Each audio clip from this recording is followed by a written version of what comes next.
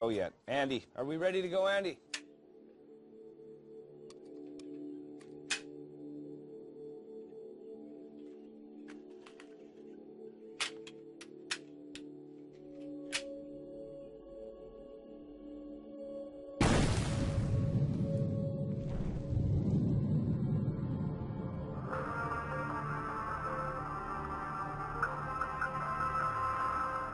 So, as we've been talking about, I will now read factual information from Julian Assange's transcript, which, of course, was 40 pages long. I will read the cliff notes of what we feel he was trying to say in that transcript.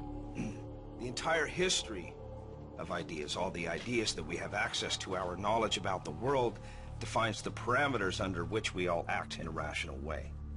Of course, all of us also act in an irrational way, and societies act in an irrational way, but there's nothing rational we can do about irrationality.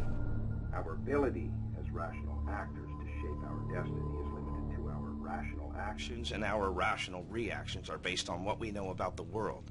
So in order to make our rational actions as humane as possible, we need the greatest source of input to our decision-making processes, individually and as a society and as a global civilization.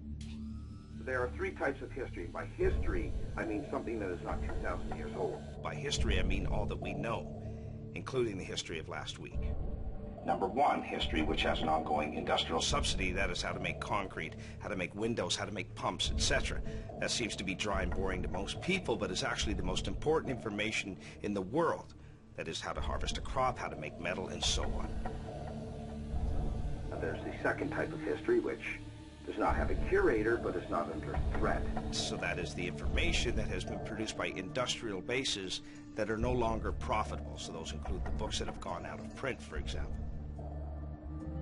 Then there is the third type of history, that is an intellectual knowledge that I am the most interested in because it does not have existing support. And neither have we ever had this branch of history to any significant degree. That is the information about how human institutions actually behave. Institutions, in order to increase their industrial power and stop themselves being predictable, have tried to keep that branch of history obscure. When someone goes about obtaining part of it, some classified document, for example, or a document about corporate strategy, or whole emails of Enron or something, and try to bring them into the light, processes start to suppress that information and remove it from our shared knowledge of the world.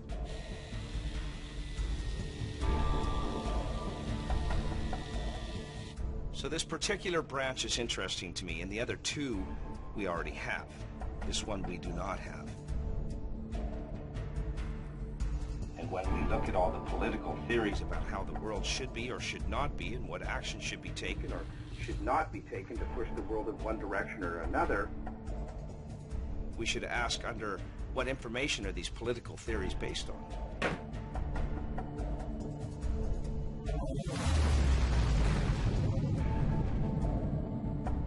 Looking at it from perspective of an institution, all institutions, all are engaged in unjust activities. Some obviously greatly exceed that of others.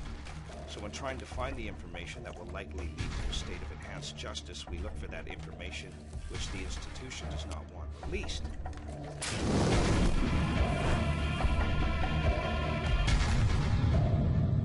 Because that is a signal that the information can do something if it is released. And that's why I have always said that censorship, while it is something to be condemned, it is also an optimistic signal. It is always an opportunity, because censorship reveals the fear of reform by knowledge. That is, if knowledge can be drawn out, then some action will take place which will result in some kind of reform.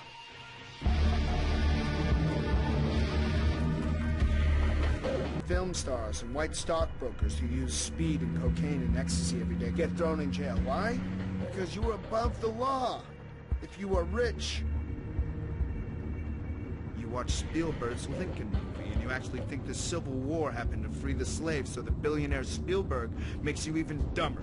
And they will make sure that that movie will be screened in schools and in TV nonstop, forever. But the reality is that every war was about money, and the stupid people must die because the elite decided it. You sit in front of reality TV every day, to kill your time, and you think you are up to date because you watch Anderson Cooper and other empty balloons without their own opinion? I'll bail out for you.